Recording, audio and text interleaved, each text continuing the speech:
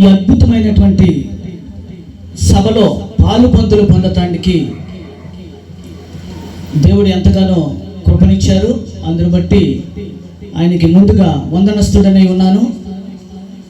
నన్ను ప్రేమతో ఆహ్వానించినటువంటి దైవజనులు రాబర్ట్ అన్న గారికి ప్రత్యేకమైనటువంటి వందనాలు తెలియజేస్తూ ఉన్నాను.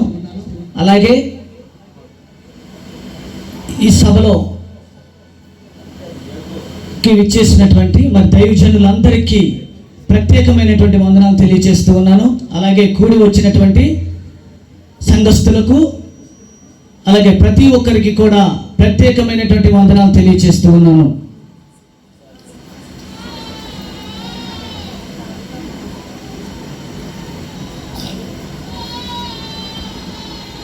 వాక్యంలోనికి నా సాక్ష్యము తెలియచేసే ముందు చిన్న ప్రార్థన చేసుకుందాం. అందరు కూడా తలలు వంచండి. పరిశుద్ధుడా, ప్రేమగల తండ్రి, జీవాధిపతిమైన మా ప్రభువా, మీకే వందనాలు, స్తుతులు, స్తోత్రములు చెల్లిస్తూ ఉన్నాము నాయన. ఇదిగోండి ప్రభువా, మేమందరము మీ వారము, మీ ప్రజలము. వాక్యముఖముగా మా అందరితో మాట్లాడండి, సహాయము చేయండి. ఇదిగోండి ప్రభువా, మీ నోటి బోరునుగా నన్ను వాడుకొనుమని, మీ నామానికి మహిమ తెచ్చుకొనుమని యేసుక్రీస్తు ప్రభు వారి శ్రేష్టమైన అతి పవిత్రమైన నామంలో అడిగి వేడుకొంచున్నాం మా కన్న తండ్రి, ఆమేన్. ప్రభునందు ప్రియులరా, మొదటిగా నా పరిచయం. నా పేరు సునీల్ బాబు. నా తండ్రి గారు పేరు ప్రత్తిపాటి ఫ్రాన్సిస్ గారు, డ్రిల్ మాస్టర్. ఎందుకు తెలియజేస్తున్నానంటే నా తండ్రి గారి పేరు ప్రక్కనే ఉన్నటువంటి వింజుర్లాగు గ్రామము మా స్వగ్రామము. ఆయన ఇక్కడ కోరుకోల స్కూల్లో చాలా సంవత్సరాలు పనిచేసి ఉన్నారు. ఆయనకి 2 కుమారులు, నేను 2వ కుమారుణ్ణి. అయితే ప్రభునందు ప్రియులరా, నా సాక్ష్యము ఎంతో గొప్పదిగా మరి ఆ దేవాది దేవుడు ఉంచటం జరిగింది. ఏమని అంటే, నేను ఈ లోకంలో తల్లిదండ్రులు ఎంతగానో గారాబంగా పెంచుకొని చదివించినప్పుడు ఈ లోకంలో నేను విశాల మార్గంలో పయనించి ఉన్నాను. పరిశుద్ధ గ్రంథంలో రాయబడి ఉంది, మత్తయి సువార్త 7వ అధ్యాయము 13వ వచనములో, ఇరుకు మార్గమున ప్రవేశించుడి, నాశనముకు పోవు ద్వారము వెడల్పును, ఆ దారి విశాలమునై ఉన్నది, దాని ద్వారా ప్రవేశించువారు అనేకులు, జీవమునకు పో ద్వారము ఇరుకును, ఆ దారి సంకుచితమునై ఉన్నది, దాని కనుగొని వారు కొందరే. దేవుని నామానికి మహిమ కలుగును గాక. ప్రభునందు ప్రియులరా, నేను విశాల మార్గములో పయనిస్తూ ఉన్నా. దేవుని వాక్యము సెలవిస్తుంది. ముందుగా ఒక మాట వాక్యము నుండి తెలుసుకుందాం. ప్రసంగి గ్రంథము 7వ అధ్యాయము 29వ వచనములో ఒక మాట ఉంది, ఇది ఒకటి మాత్రము కనుగొంటిని, ఏమనగా దేవుడు నరులను యథార్థవంతులుగానే పుట్టించను గాని వారు వివిధమైన తంత్రములు కల్పించుకొని ఉన్నారు. చాలా స్పష్టంగా బైబిల్ గ్రంథంలో రాయబడి ఉంది ప్రియులరా. అంటే ప్రతి ఒక్కరు కూడా యథార్థవంతులుగానే పుట్టి ఉన్నారని బైబిల్ గ్రంథం తెలియజేస్తూ ఉంది. కానీ వారందరూ వివిధమైనటువంటి తంత్రాల్ని కల్పించుకుని ఉన్నారని తెలియజేస్తూ ఉంది. ప్రియులరా, నేను కూడా విశాల మార్గాన్ని ఎంచుకొని ఉన్నా. ఆ విశాల మార్గంలో నేను ఒక తాగుబోతుగా ప్రయాణిస్తూ ఉన్నా. అంటే తాగుడంటే ఏదో చిన్నగా, ఏదో వారానికి లేకపోతే ఒక నెలకి ఏదో అప్పుడప్పుడు తాగటం కాదండి. ఎప్పుడైతే మొదటగా నేను స్టార్ట్ చేశానో అది చినుకు చినుకు గానివాన ఎలా అవుతుందో అలాగే నేను మొదటగా స్టార్ట్ చేసినప్పుడు కొంతేలే ఇంతేగా అని అనుకున్న వాడిని. అది రోజు రోజుకి ఎలా అయిందంటే ఆ మందుతోనే ఇంకా పూర్తిగా ఉండిపోవటానికి ఏర్పడింది. పిల్లరా, ఆ విశాల మార్గంలో నేను ఏ విధంగా ఉన్నాను అని అంటే ఎక్కడికి వెళుతున్నానో నాకే తెలియదు. తల్లిదండ్రుల్ని ఎంతో బాధ పెడుతూ, వాళ్ళని ఎంతో హింసిస్తూ, వారికి ఎంతో రోదనగా కన్నీరు విడిచే విధంగా వాళ్ళు ఉండటానికి నేను విశాల మార్గంలో పయనిస్తూ ఉన్నా. ప్రతిరోజు కూడా ఉదయం మొదలుకుని రాత్రి వరకు కూడా ఏ సమయం అవుతుందో తెలియదు, ఎక్కడికి వెళతామో తెలియదు, ఎక్కడ తిరుగుతామో తెలియదు, ఎక్కడ ఉండిపోతామో తెలియదు. అటువంటి పరిస్థితుల్లో నేను పయనిస్తూ ఉన్నా. నా కోసము బంధువులు కానీ అలాగే మాకు దగ్గరలో ఉన్నటువంటి ఆ యొక్క సంఘంలోనికి నా తల్లిదండ్రులు ప్రార్థనకి వెళ్ళేవాళ్ళు. ఆ సంఘంలో ప్రార్థన కానీ అలాగే మా అమ్మగారు కానీ నాన్నగారు కానీ ఇలా ఎంతోమంది నేను మారాలని ఎంతోమంది ప్రార్థన చేసేవారు. అంటే ఈ తాగుడు చాలా భయంకరమైనటువంటి పరిస్థితుల్లో నేను నడుస్తూ ఉన్నా. అంటే లెక్కలేని తనం. నాకేంటి మా నాన్నగారు టీచర్, నాకేంటి, నేను ఎప్పుడు ఇలాగే తాగుతూ తిరగాలి అని అనుకునేవాడిని. ఒక మాట మీ అందరికీ జ్ఞాపకం చేయాలని ఆశపడుతూ ఉన్నాను ప్రియులారా. ఏమనంటే పండిత పుత్ర పరమసుంట అని ఈ మాటను మన అందరం కూడా విని ఉన్నాం. నా జీవితంలో మా నాన్నగారు ఒక ఉపాధ్యాయునిగా పనిచేస్తూ ఉంటుంటే నేను ఈ విశాల మార్గంలో తాగుతూ తిరుగుతూ ఉంటే నా తల్లిదండ్రులకి ఎంత క్షోభ, వాళ్ళు ఎంత బాధపడుతున్నారు, వాళ్ళు ఎంత కృంగి కుషించిపోతున్నారో అని ఆలోచన లేకుండా నేను తిరుగుతూనే ఉండేవాడిని. ఆ విశాల మార్గంలో వెళుతూ ఉన్న లెక్కలేని తనముతో. నేనే కదండి, నా సహోదరుడు మా అన్నయ్య, ఇద్దరం కూడా ఇదే మార్గంలో వెళుతూ ఉన్నాం. ఈ వెళ్ళేటటువంటి ఆ యొక్క పరిస్థితుల్లో ముఖ్యముగా ఎంతోమంది ప్రార్థన చేశారు.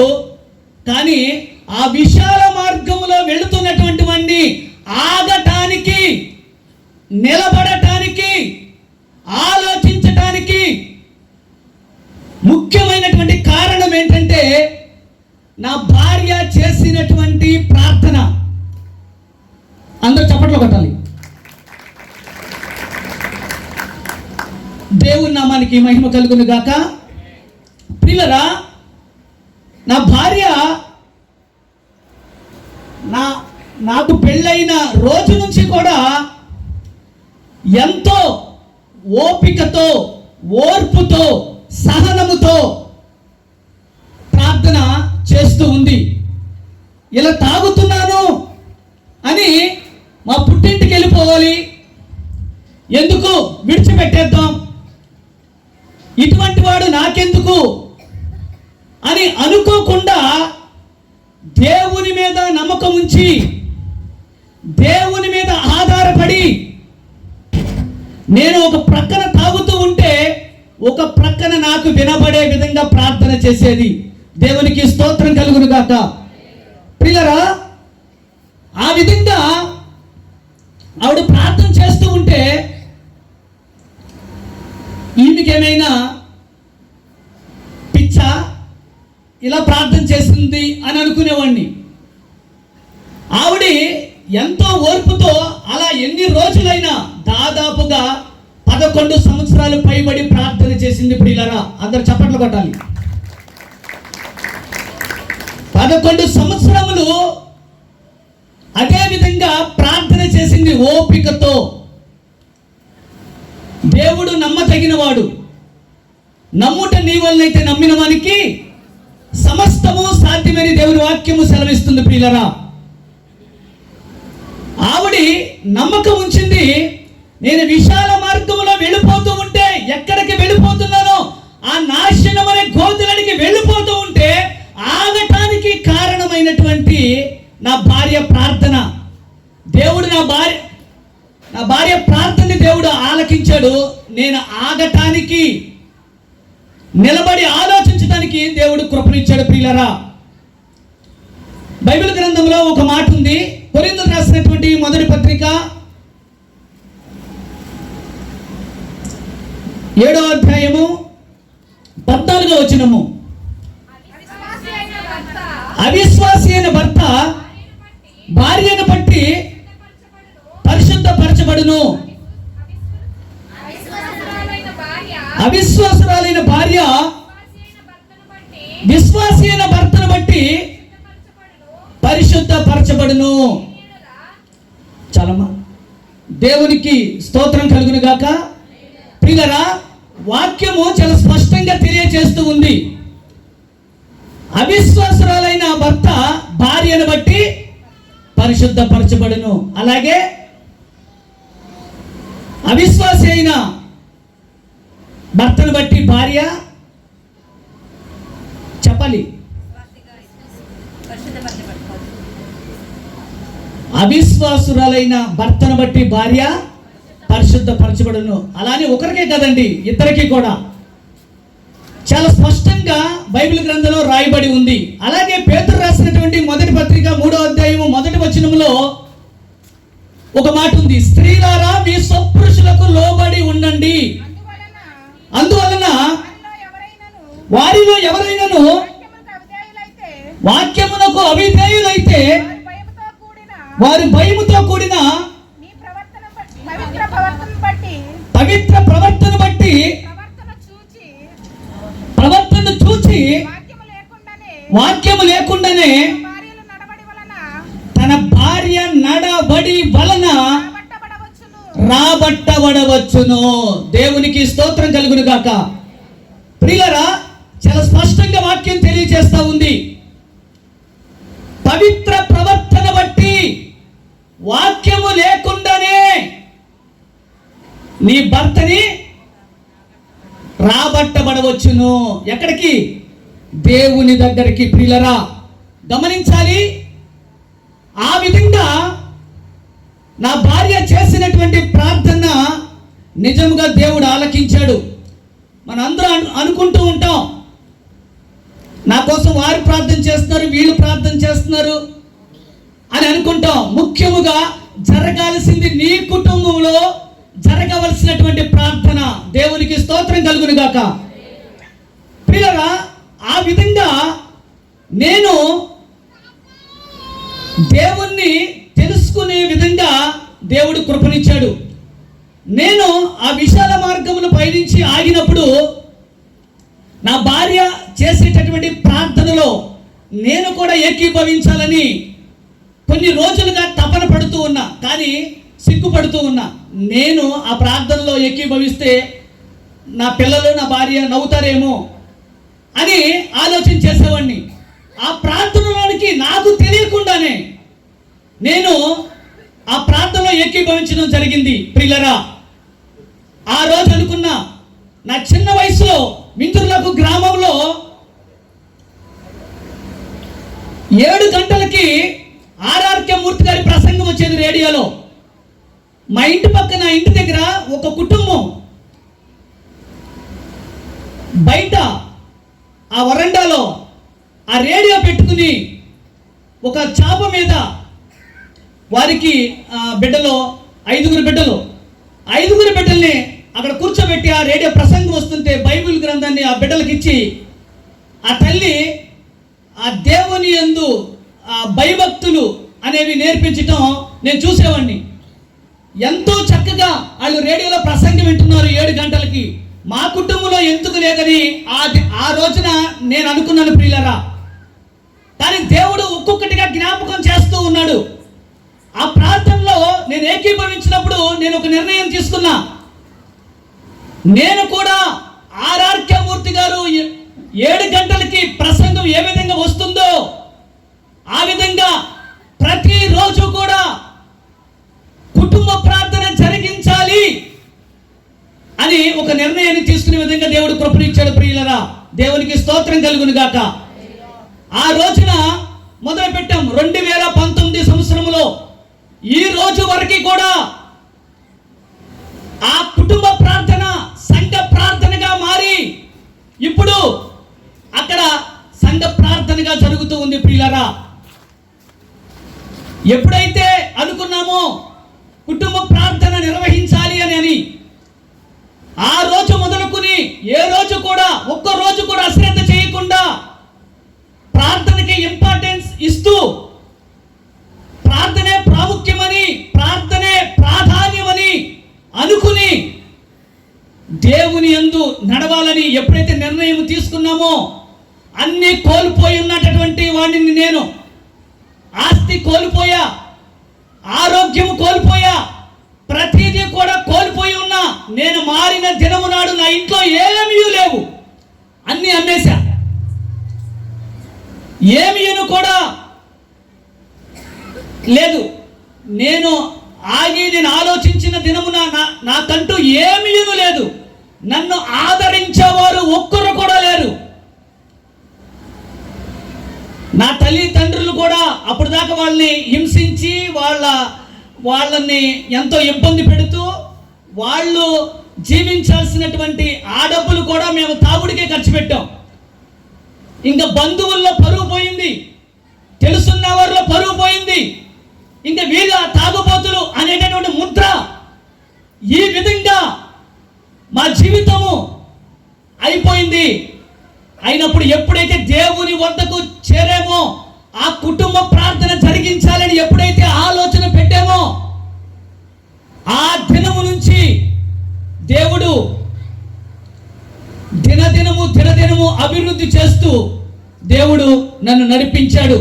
మొదటగా ప్రియులరా, నాకెవరులే ఉద్యోగం ఇచ్చేది అని అనుకున్నా. నన్ను ఎవరు ఆదరిస్తారు? బాగా బ్రతికినటువంటి వాడిని 2006 సంవత్సరంలోనే హైదరాబాద్లో మంచి ఉద్యోగాన్ని దేవుడిస్తే దాని దుర్వినియోగము చేసి ఈ యొక్క సుఖాలకి అలవాటు పడి, తాగుడికి అలవాటు పడి ఆ ఉద్యోగాన్ని దూరపరుచుకున్నా. అటువంటి మంచి ఉద్యోగాన్ని ఇంకా నాకు ఎవరిస్తారు అనేటటువంటి సమయంలో, ఆలోచన చేసేటటువంటి సమయంలో 2 సంవత్సరములు అయిన తర్వాత నేను దేవుణ్ణి తెలుసుకున్న తర్వాత నాకు భయంకరమైనటువంటి యాక్సిడెంట్ జరిగింది. ప్రియులారా, ప్రార్థన జరిగిస్తూ ఉంటే అదేంటి, నేను తిరుగుతూ ఉన్నప్పుడు, తాగుతూ తిరుగుతూ ఉన్నప్పుడు హైదరాబాద్ నుంచి కైకలూరు వరకు ఎన్నోసార్లు డ్రింక్ చేస్తూ కారులో డ్రైవింగ్ చేస్తూ వచ్చేవాడిని. ఎప్పుడు కూడా నాకు ఒక్కసారి కూడా యాక్సిడెంట్ జరగలేదు. అలాగే ఎన్నోసార్లు తాగు తిరుగుతూ ఉన్నప్పుడు ఒక్కసారి కూడా నేను అక్కడ పడిపోవటం జరగలేదు. ఎందుకని? దేవునిలోకి వచ్చిన తర్వాత ఇంత భయంకరమైనటువంటి యాక్సిడెంట్ జరిగింది అని ఆలోచన చేసినప్పుడు ప్రియులారా, దేవుని వాక్యము సెలవిచ్చింది. ఏమనంటే కొరింథీయులకు రాసిన మొదటి పత్రిక 10వ అధ్యాయం 13వ వచనములో, సాధారణంగా మనుషులు కలుగు శోధన తప్ప మరి ఏదియో మీకు సంభవింపలేదు అని తెలియజేస్తూ ఉంది. దేవుడు నమ్మదగిన వాడు.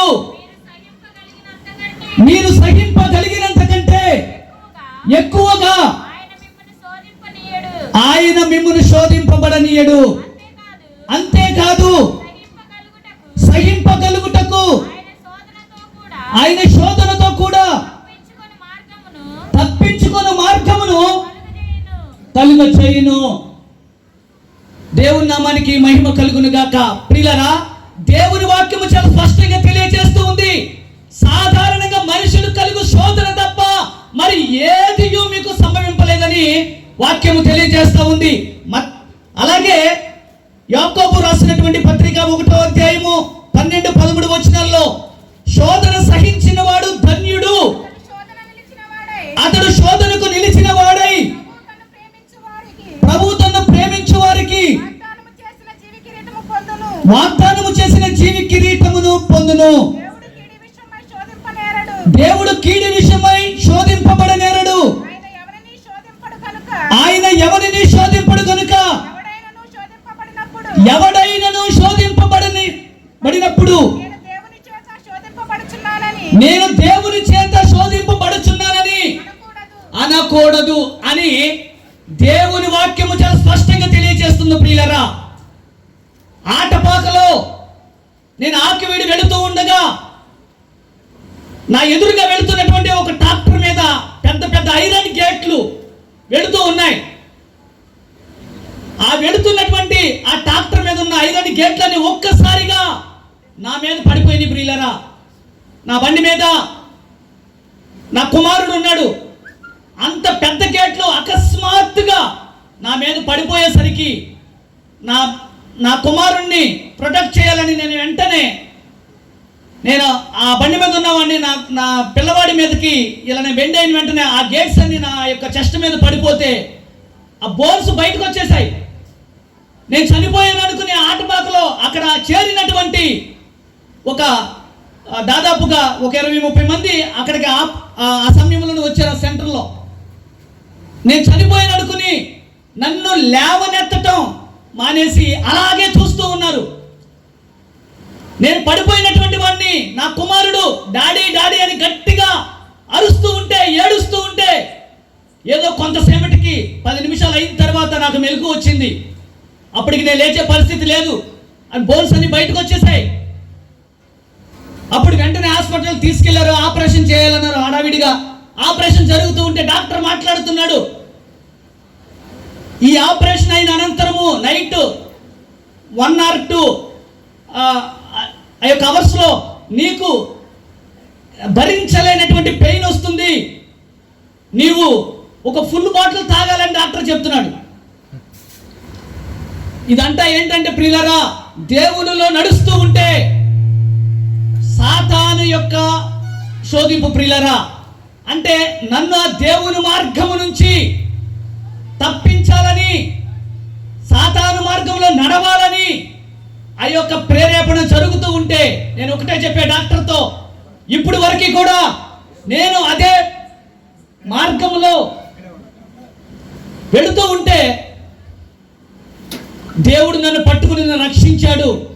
నేను ఇంకా బ్రతికిన దినములని నేను ప్రభు కొరకే బ్రతకాలని డాక్టర్తో చెప్పి ఉన్నాను. ప్రియులరా, ఆ రోజు దేవుడు ఈ వాక్యం ద్వారా నాతో మాట్లాడాడు. ఆ రోజున ఎంతో నిజముగా ఆయన సజీవమైన రెక్కల చాటున నన్ను కప్పి ఉండకపోతే నేను నా కుమారుడు ఇద్దరం మరణించేవాళ్ళము. దేవుని కొరకు నేను బ్రతుకున్న దినములన్నిటినీ కూడా నా సాక్ష్యము ఆయన మాటల్ని ప్రకటించాలని గట్టి నిర్ణయం ఆ రోజు తీసుకోవటం జరిగింది. ప్రియులరా, ఎప్పుడైతే శోధన సహించిన వాడిని అయి ఉన్నానో, నిజంగా ప్రియులరా, దేవుడు ఆ యొక్క 6 నెలలకే మంచి ఉద్యోగం ఎల్ఐసిలో దేవుడు నాకు అనుగ్రహించాడు. ఎప్పుడైతే నా తల్లిదండ్రులు ఎంత రోధించారో, ఎంత కన్నీరు విడిచారో, 6 నెలల్లో నాకు ఉద్యోగం వచ్చినప్పుడు, నేను ఎల్ఐసిలో జాయిన్ అయినప్పుడు అందరూ కూడా ఇప్పుడు వచ్చి వీడేం చేస్తాడులే అనుకున్న వారే, అందరూ కూడా నవ్వుకున్నవారే. నేను ఒకటే నమ్మాను ప్రియులారా, దేవుని వాక్యము సెలవిస్తుంది ప్రసంగి గ్రంథం 9:10లో, మీ చేతికి వచ్చిన పని ఏ పనైనను శక్తి లోపము లేకుండా చేయుడు అని దేవుని వాక్యము సెలవిస్తుంది. ఆ రోజు నేను ఆ యొక్క మాటనే పట్టుకొని ఉన్నా.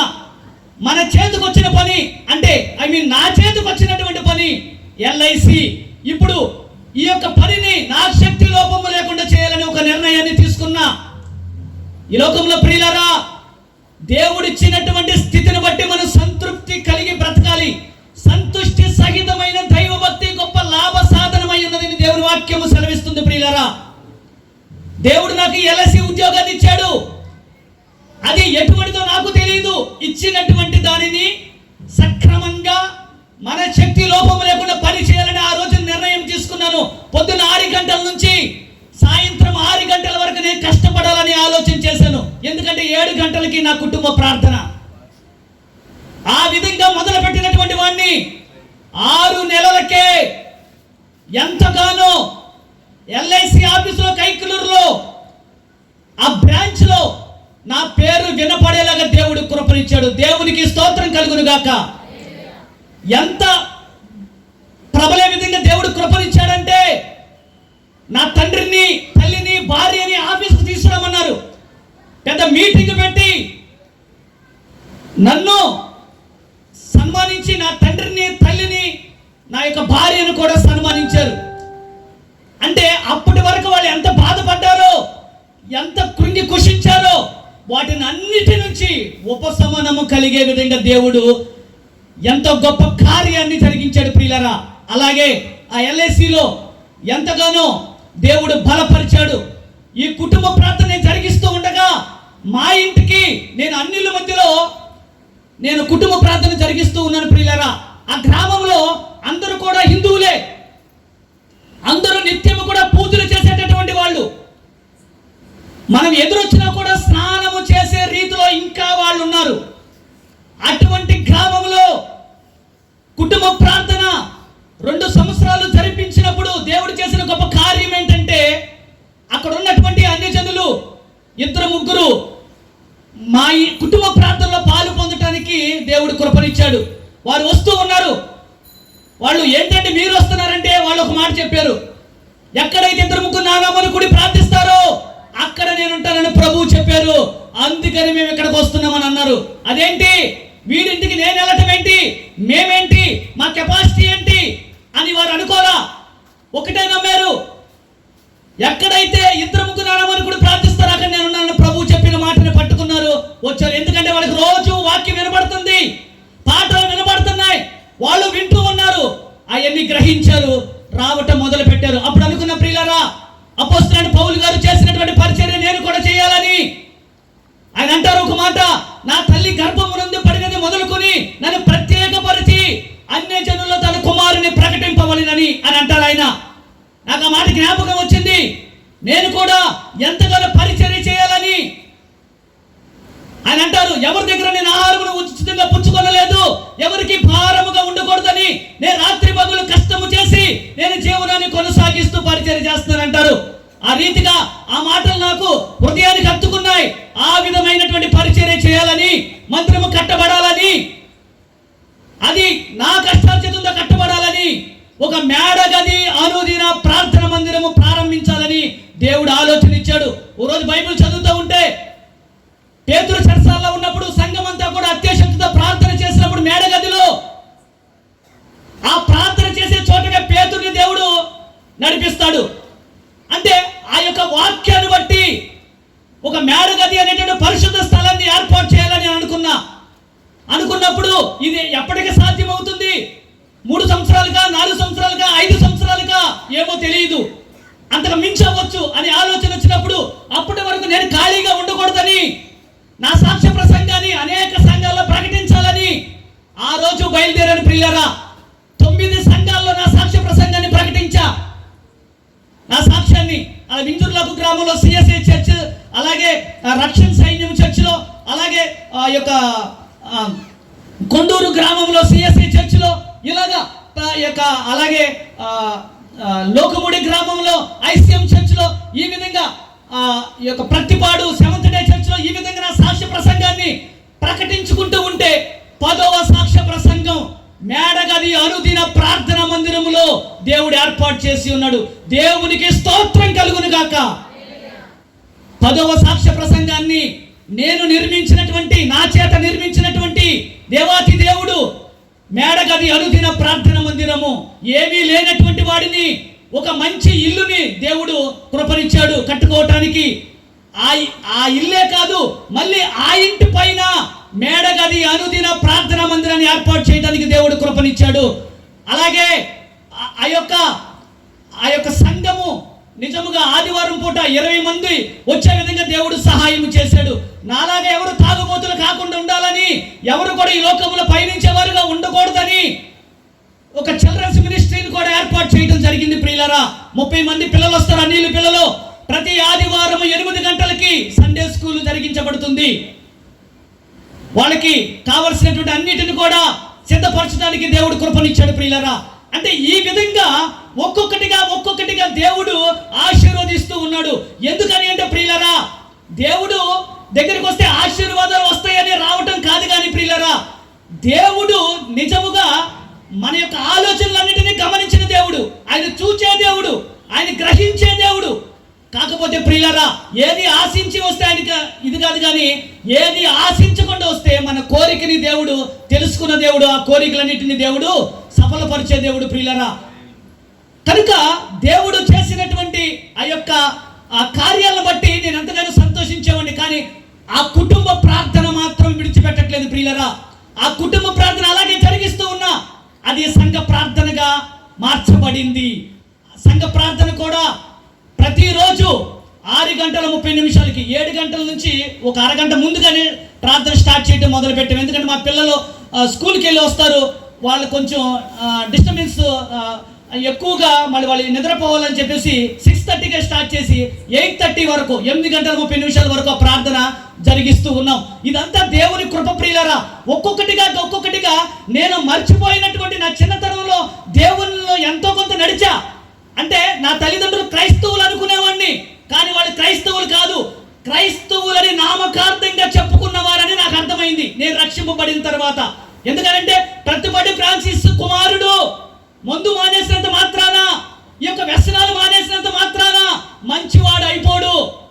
ఎందుకని అంటే ప్రియులారా, ఏమైతే బైబిల్ గ్రంథంలో శారీరక కార్యములు రాయబడి ఉన్నాయో, జారత్వము, అపవిత్రత, కాముకత్వము, విగ్రహారాధన, అభిచారము, ద్వేషములు, కలహములు, మత్సరములు, క్రోధములు, కక్షలు, భేదములు, విముతములు, అసూయలు, అలరతో కూడినటువంటి ఆటపాటలు, వీటిని అన్నిటినీ ఈ 15 కూడా ఎవడైతే విడిచిపెడతాడో, ఎవడైతే వాటిని దూరంగా ఉంటాడో, విసర్జిస్తాడో, వాడు మాత్రమే నిజమైనటువంటి క్రైస్తవుడు అని నాకు అర్థమైంది ప్రియులారా.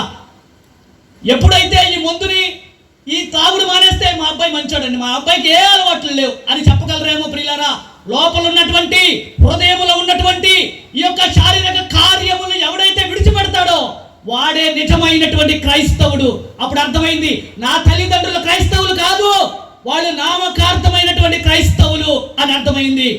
అప్పుడు నిర్ణయం తీసుకున్నారు, వీటిని అన్నిటినీ విడిచి ఆత్మ ఫలాలు ఏమైతే దేవుడు చెప్పాడో, ప్రేమ, సంతోషము, సమాధానము, దీర్ఘశాంతము, దయాళత్వము, మంచితనము, విశ్వాసము, ఆశా నిగ్రహము, ఇవేమైతే ఆత్మ ఫలాలు ఉన్నాయో ప్రియులారా, ఈ 9 కూడా నిజముగా మరి వీటిని మనము అనుసరించి ఎప్పుడైతే నడుస్తామో ఈ ఆత్మ ఫలాల్ని, అప్పుడే నిజమైనటువంటి క్రైస్తవులంగా మనము ఉంటాం ప్రియులారా. ఇంకొక 2 మాటలు చెప్పి ముగిస్తాను, నాకు ఇచ్చిన 30 నిమిషంలే. ఒక 2 మాటలు ప్రియులారా, దేవుడు చేసినటువంటి ఒక అద్భుత కార్యం ఏంటంటే, ఒకటి కాదండి, ఇలాగా ప్రతిదీ కూడా చేస్తూనే ఉన్నాడు.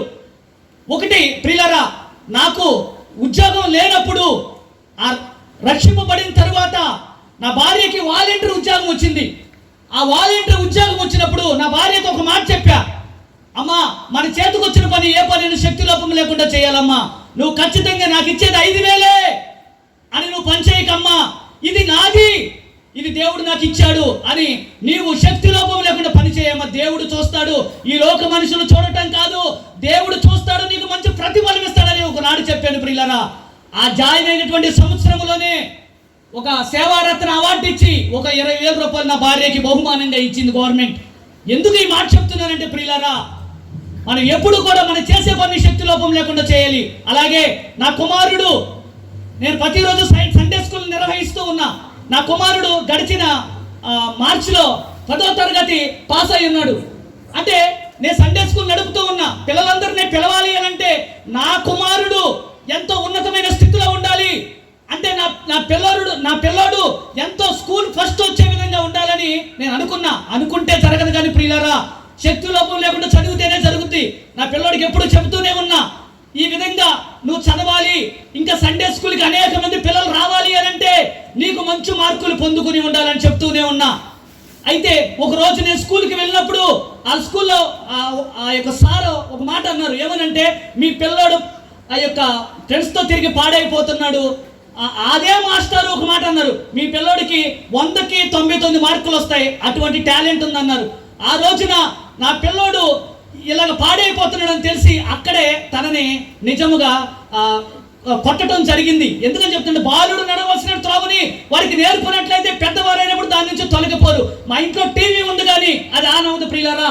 ఎందుకంటే మాకు తెలియకుండానే టీవీని చూడటం మానేసి ఇప్పటికి 2019 నుంచి ఇప్పటి వరకు టీవీని చూడటం మానేసాం. అంటే మా పిల్లలు టీవీలకు కానీ ఫోన్లకు కానీ ఇంకా అలవాటు కాలా.